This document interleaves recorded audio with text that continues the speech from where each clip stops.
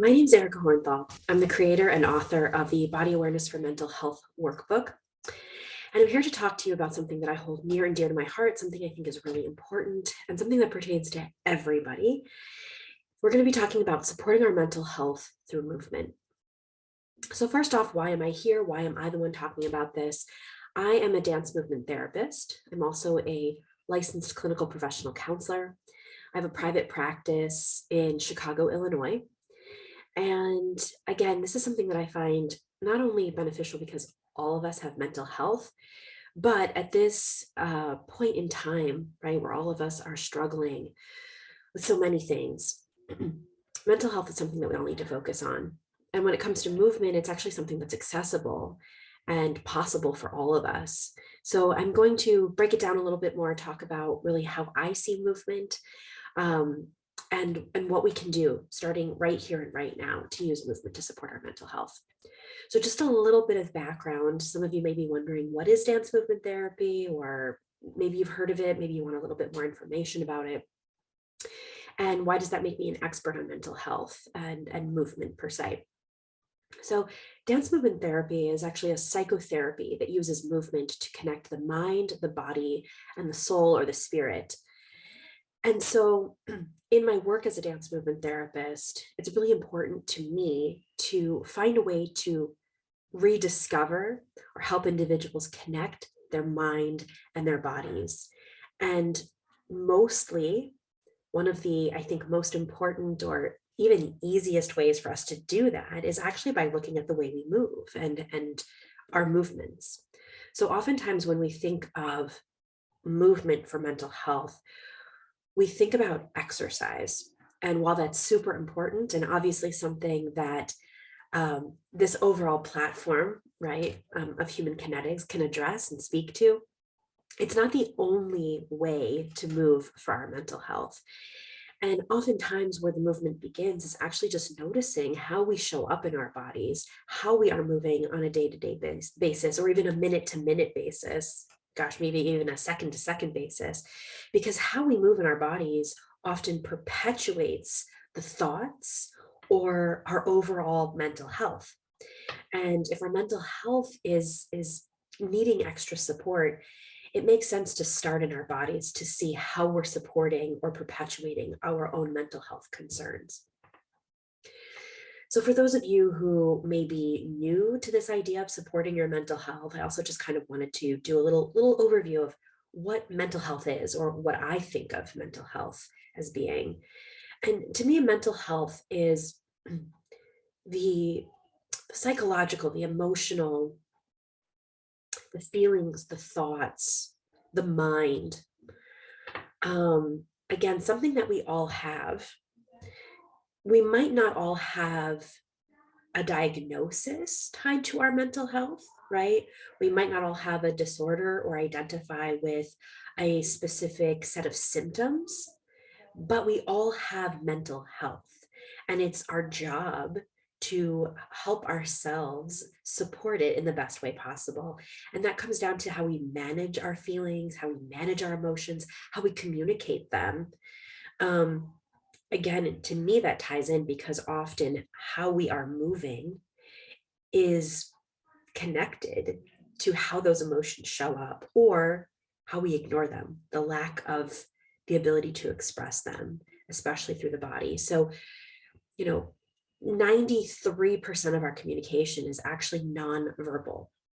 So it makes sense to me that we want to be aware of how our nonverbal communication is showing up and use that as information to help support our mental health, the thoughts, the racing mind, our feelings, our emotions, etc.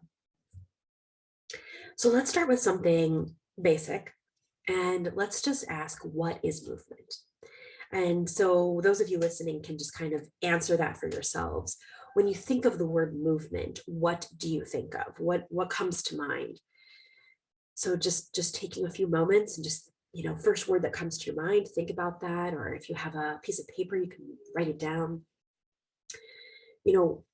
as I have been talking and doing workshops and seminars, this is a question that I ask quite often. What is movement, or how are you moving today? And perhaps much like yourselves, people will often say running, walking, dancing, jogging. I got up and I did yoga, um, stretching. I have a meditation practice. And those are all wonderful answers. But they tend to focus around that exercise portion, right? The physical activity. And so I implore you to think about how you're moving right now in this moment. We're breathing, we're blinking, our mouths may be moving, or maybe we're chewing something, swallowing, our hearts are beating, our lungs are expanding and contracting. We may be adjusting in our chairs, shifting. Think about how you're moving while you're listening to this talk.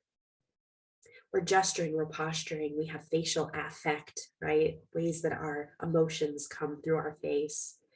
This is movement, and movement is happening all the time.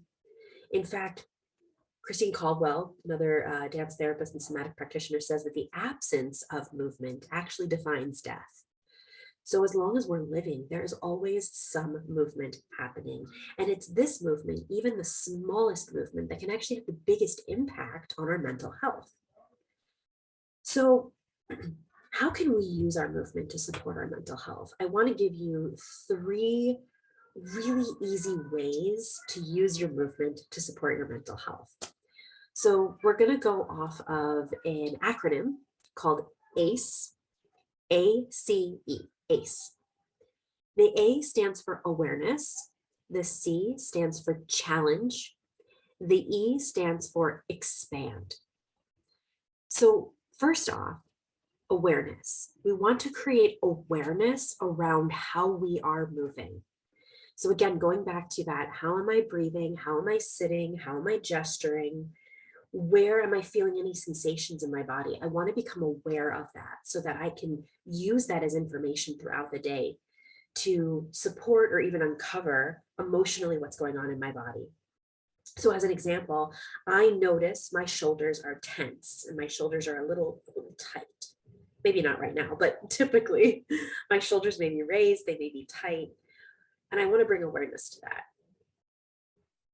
Next, I can challenge the way this movement shows up, right? So whatever your movement is, we want to challenge the way we move. So if this isn't working for me and it's creating more tension and this starts to build some anxiety in my chest, then I'm going to challenge the way my shoulders move. And I may start to lower them. I might have to stretch my neck a little bit. I might roll my shoulders, stretch my shoulders. I notice this starts to create a little bit more room and space for me to breathe in my chest, which ultimately will allow me to breathe more into my belly. So this is that change or that challenge of our movement. Challenge what we're always used to or what we're not even aware is happening. And lastly, we want to use E to expand the way we move, or the vocabulary of movement that we have at our disposal, our repertoire of movement.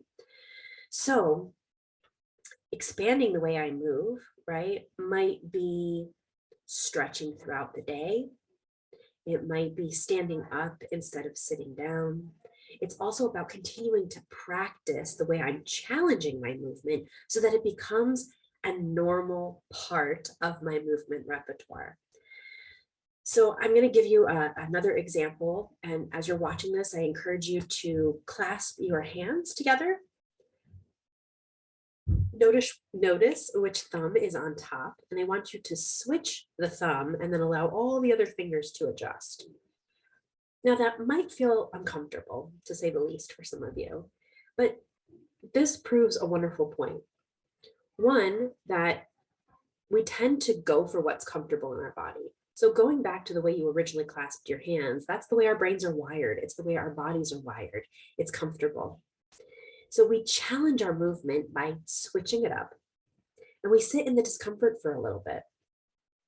You can oscillate back and forth if it's too uncomfortable. But as we do this, this is also expanding the neurological pathways, um, the wiring in our brain. And so when we move differently, we can actually expand the neuroplasticity of our brains. And in part, it changes the way we think too. It allows us to expand our minds. We can expand our movement, which in turn expands our capacity to take on things and think about things, manage things like emotions and feelings. And then the E, right? Excuse me, in the ACEs, right? Expanding our movement repertoire would be the ability to actually stay here, for this to become maybe not super comfortable, but not as uncomfortable as it was, right? I've done this so many times that actually both feel pretty normal to me. I do have a go-to, one that my body is just wired to do. But when I switch between them, I don't really notice discomfort anymore. And again, that speaks to the way that I've expanded my movement repertoire and really challenged my movements.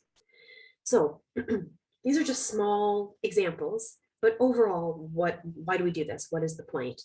When we expand the way we move, right? All of the movements at our disposal, our movement repertoire, we're able to expand our minds. We're able to support ourselves through difficult emotions. We increase our neuroplasticity, which is the brain's ability to change, and we improve our resilience. We can actually enhance our ability to cope and manage with really difficult stressors in our lives. As always, if you find that you're having a difficult time with emotions or particularly with your mental health, there's no shame in reaching out for help. You can start with the Body Awareness for Mental Health Workbook. It's a great starting point, but I encourage you to speak to someone or find a professional that can help you maneuver these really challenging times that we're going through. I appreciate your time and for listening to me, and I wish everybody health, happiness, and the ability to keep moving.